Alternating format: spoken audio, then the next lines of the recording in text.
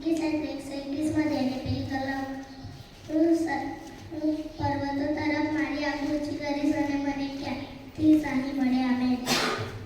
માટીની લખેલી સુવાર્તા તેનો 6 અધ્યાય અને 22મી કલમ. શરીરના દિવસે આંખ છે, એ માટે જો તારી આંખ નિર્મળ હોય તો તારું આખું શરીર પ્રકાશે ભરેલું થશે આમેન. એ શાસ્ત્ર 139 અધ્યાય પહેલી કલમ. હે યહોવા, તે મારી પરીક્ષા કરે છે અને તું મને ઓળખે છે આમેન. એ શાસ્ત્ર 121 અધ્યાય 5મી કલમ.